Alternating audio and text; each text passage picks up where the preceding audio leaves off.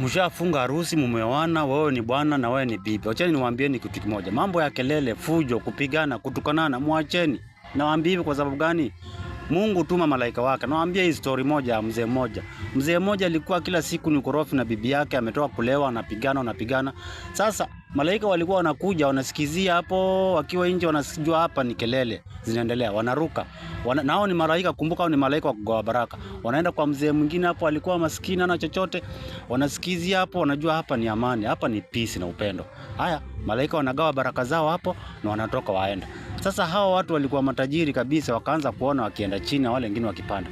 Wakamuuliza, ni siri gani unafanya? Mbona tunaona unapanda hivi cheo na tunaona unapanda pesa, unaanza kununua vitu, ng'ombe nini, mashamba. Amwambia sisi bwana ni amani. Hapa nyama ya ulimi ndio inatufanya tukae na amani.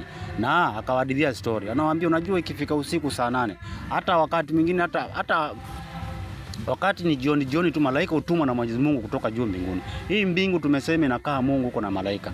Wanatumwa waende kuangalia familia zenye ziko pamoja, zenye zimaabudu Mwenyezi Mungu. Wakati wanakuja wanapata wewe ni kelele kila siku, wanakuruka, wanaenda kubariki wengine. Nakumbuka wa malaika wao wamebeba baraka, wametumwa na baraka wakabariki zile familia ziko pamoja.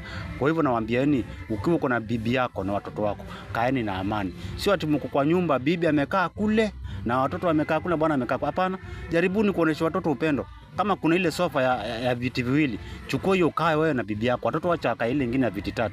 Watoto wakiwaona mkiwa pamoja wataona furaha na upendo. Na wao pia watapendezwa, hata watapendana zaidi wale watoto. Sio ati bibi amekaa huko nje, bwana ako ndani, ati amua. Kaeni pamoja, muoneshe watoto wenu kwamba mnapendana. Ndio malaika hata akija, wakati amekuja na anaangalia roho zenu kwamba mnapendana, anagawia baraka. Kwa hivyo hiyo ndio siri moja ya maisha. Pendaneni bibi na bwana. Malaika akija atawagawia baraka.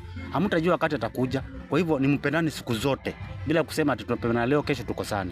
Sawa sawa. Ili nawaambia, najua hata pastor waambiangi hivyo, lakini mimi wacheni niwaambieni.